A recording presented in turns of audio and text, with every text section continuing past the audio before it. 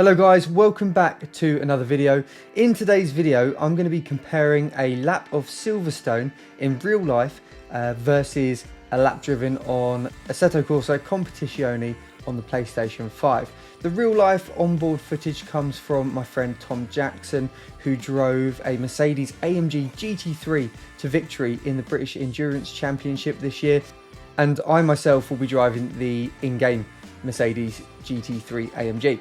So I'll play the side-by-side lap comparison, and then we'll have a look at some of the differences between real life and sim racing. I've adjusted the in-game field of view settings to look something similar like the onboard footage I've got from Tom. It's not perfect, but I think it's close enough that you can make a pretty good comparison.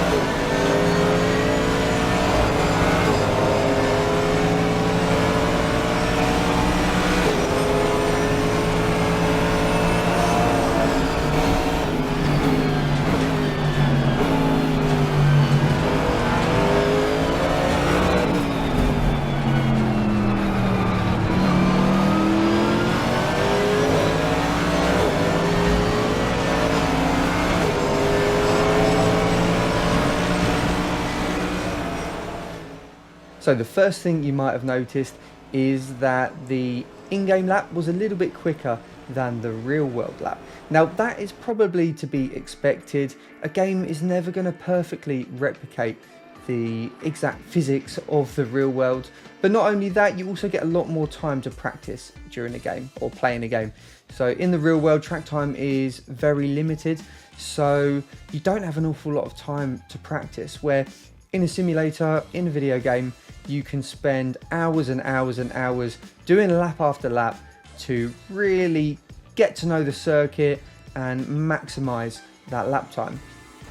In terms of the lines we were taking, comparing mine and Tom's lap, they're very, very similar, especially through pretty much 90% of the lap. The main difference just being the final corner, where I kept a much tighter line, while Tom went in fairly deep and then got a bit of a better exit going on to the start-finish straight.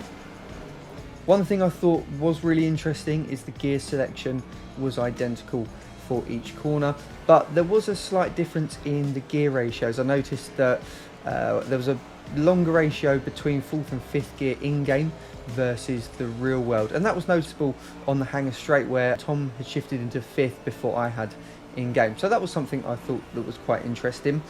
The throttle and brake was very interesting to look at as well. The general pattern was more or less the same, but I noticed that in-game I was able to get to full throttle a little bit quicker than Tom was able to in the real world, and this is probably one of the reasons for the differences in the lap time, but it's also one of the reasons that there is a difference between in-game and the real world.